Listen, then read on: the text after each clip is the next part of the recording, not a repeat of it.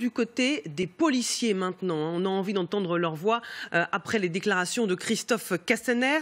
Bonjour Julien Morcrette, secrétaire général adjoint d'Alternative Police CFDT. Merci d'être avec nous en direct dans LCI Midi. Quelle est votre réaction après les déclarations de Christophe Castaner, qui a regretté d'avoir employé trop vite le terme d'attaque, mais qui a également estimé que le fait d'entrer dans un hôpital était quand même une forme de violence? Je commencerai tout d'abord à dire que ça fait 18 ans que je suis dans la police nationale et je n'ai jamais je n'ai jamais vu un ministre qui n'ait pas subi des demandes de démission. Donc il l'a fait, il s'est amendé, c'est tout à son honneur et j'ai envie de dire il n'y a pas de quoi fouetter un chat et voilà, fin de l'histoire. Est-ce que vous estimez que la polémique, notamment nourrie par l'opposition, est excessive ?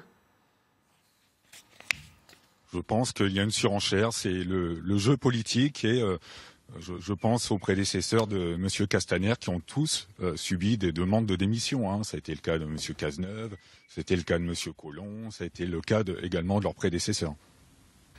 Est-ce que vous avez apprécié le soutien apporté par Christophe Castaner lors de ses propos en direct depuis Toulon dans le Var, apporté aux policiers qui sont, vous le savez, accusés d'avoir commis des violences policières après des vidéos montrant un CRS jetant un pavé sur des manifestants ou encore un autre policier collant une paire de gifles à un manifestant? C'était la moindre des choses d'attendre son soutien. J'ai envie de dire que la police nationale est l'institution la plus contrôlée. On inflige aux policiers environ 2000 sanctions par an. J'ai pas envie de jeter le discrédit sur mes collègues. Une enquête est en cours.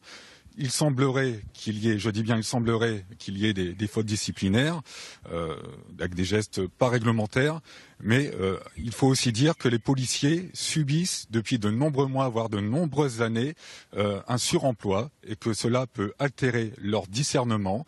Il y a de la fatigue, il y a de la frustration, ils ne peuvent pas vivre leur vie de famille correctement, il y a de nombreuses séparations et ils doivent aussi essuyer de nombreux harcèlements, de nombreuses critiques. On se souvient tous des policiers, suicidez-vous, on est tous contre vous, police égale Daesh, CRS égale Daesh. Merci Julien Morcrette d'avoir réagi dans LCI Midi, secrétaire général adjoint Alternative Police CFDT.